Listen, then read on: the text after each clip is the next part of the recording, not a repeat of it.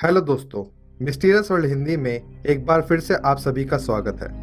समय, जिसे हम सभी एक बार में एक ही स्वरूप में देख सकते हैं, ना तो इसे रोका जा सकता है और ना ही ये दो इकाइयों में बांटकर परस्पर चल सकता है। लेकिन कुछ बुद्धिजीवी ये मानते हैं कि समय को रोका तो नहीं जा सकता, लेकिन समय को बदला जरूर जा सकता है।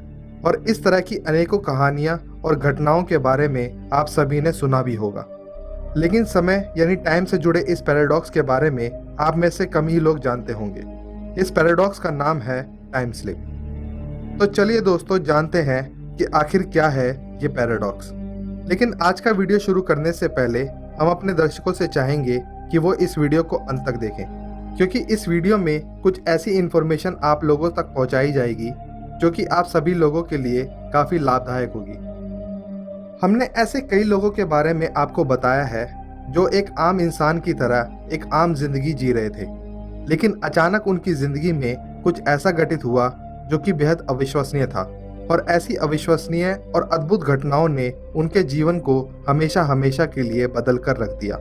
आज के हमारे इस वीडियो में हम ऐसे ही कुछ लोगों की आपबीती आपको सुनाएंगे, जिसमें उन्हें लगा मानो उनकी जिंदगी के चंद सेकंड्स या मिनट्स को किसी ने बदल दिया था। मानो वो कुछ समय के लिए समय में कहीं भटक गए थे। इतिहास में हुई ऐसी घटनाओं को वैज्ञानिकों और विशेषज्ञों द्वारा नाम मिला है time slip. Liverpool time slip. सन 1996 की जुलाई की एक दोपहर फ्रैंक और उनकी पत्नी कैरल लिवरपूल यूके की बोल्ड स्ट्रीट पर शॉपिंग करने के लिए गए। फ्रैंक डिलेंस बुक शॉप नाम की एक दुकान में जाने लगे, लेकिन कुछ दूर जाते ही एक संकरी गली से जैसे ही फ्रैंक बाहर आए, उन्हें कुछ अजीब सा आभास हुआ, क्योंकि उनके आसपास का नज़ारा अचानक थोड़ा सा अलग लगने लगा। गली के बाहर की वो सड़क बिल्कुल खामोश थी और अचानक उनके पास से एक वैन तेजी से हॉर्न बजाते हुए निकली, जो कि दिखने में 1950 के समय में दिखने वाली वैन्स की जैसी थी और उसके साइड पर कैपलैंस लिखा हुआ था।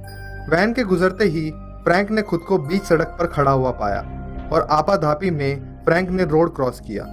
लेकिन जब वो डिलेंस बुक शॉप पहुंचा तो वहां वो दुकान थी ही नहीं, बल्कि उसकी जगह ठीक उसी दुकान पर क्रिप्स फुटवेयर नाम का बोर्ड लगा हुआ था।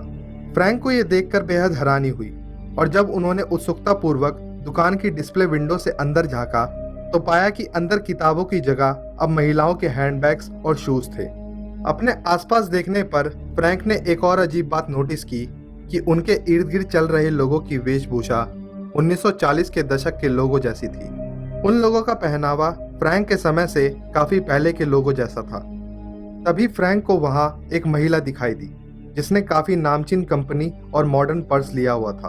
फ्रैंक उसके पास गए और उससे पूछा कि क्या तुम्हें भी इस जगह में कुछ अजीब नहीं लगा, जिसके जवाब में उस महिला ने कहा कि हाँ, मैं यहाँ अपने लिए पर्स लेने आई थी, लेकिन यहाँ तो केवल बुक्स हैं। यह सुनकर फ्रैंक अचंभित हो उठा और इसी दौरान फ्रैंक की पत्नी वहां आई। फ्रैंक को परेशान देखकर उसने पूछा कि तुम्हें क्या हुआ है। फ्रैंक ने उत्तर दिया कि मैंने अभी अभी कुछ बेहद अजीब सा महसूस किया। फ्रैंक ने इस पर रिसर्च करने का सोचा तो पाया कि वाकई ठीक उसी जगह पर क्रिप्स नाम का एक शोरूम 1950s में हुआ करता था, जिसकी फ्रैंक को पहले कोई जानकारी नहीं थी। तो आखिर ये उसके साथ हुआ क्या था? आपको क्या लगता है? 1800s time slip. एक 33 वर्षीय महिला और उनकी बेटी रात के समय डंडी मिशिगन के रास्ते कहीं जा रहे थे, लेकिन रात के समय वहां की सड़कें एकदम सुनसान थी। कुछ ही दूर जाने के बाद अचानक उनके इर्द गिर्द का वातावरण बिल्कुल बदल गया। अब वहां हल्का फुल्का उजाला हो रहा था, जैसे सूर्यास्त के समय होता है, और वहां की सड़कों पर अचानक अनेकों लोग दिखाई देने लगे। और तभी अचानक उनकी कार के सामने एक महिला, जो कि अपना बेबी कैरेज लिए हुए थी, वो अकस्मात सामने आ गई, जिसके कारण कार चला रही महिला ने जोर से ब्रेक लगा दिए, जिसकी वजह से उन्हें एक जोर का झटका लगा। और जब वो महिला उस झटके से उभरी तो आसपास का नज़ारा एक बार फिर पहले जैसा हो गया। एक बार फिर डंडी की वो सड़कें सुनसान थी और वो काली रात अपने पैर पसारे उस महिला के सामने खड़ी थी। जब इस घटना के बारे में उस महिला ने अपने दोस्तों को बताया तो किसी को भी उसकी बात पर विश्वास नहीं हुआ, लेकिन वह महिला आश्वस्त थी कि उसके साथ जो भी कुछ हुआ वो सच था, कोई वहम नहीं। उसका कहना था कि उसे आज भी वो बेबी कैरेज वाली औरत का चेहरा याद है। गाड़ी के सामने आने से वो भी उतना ही घबरा गई थी जितना गाड़ी के अंदर बैठी वो महिला। कुछ सालों बाद उस महिला ने अपनी बेटी से उस इंसिडेंट का जिक्र किया और पूछा, क्या तुम्हें उस दिन का कुछ याद है? तो उसकी लड़की ने जवाब दिया कि हाँ माँ, मैं आपको चिल्लाते हुए और बात करते हुए सुन पा रही थी, लेकिन आप कुछ सेकंड्स के लिए गायब हो गई थी, पर आपकी आवाज़ मुझे तब भी सुनाई दे रही थी। यह सुनकर वो महिला अचंभित हो उठी, क्योंकि उसको याद था कि उसकी बेटी तो सो रही थी, फिर उसको ये घटना कैसे याद रही।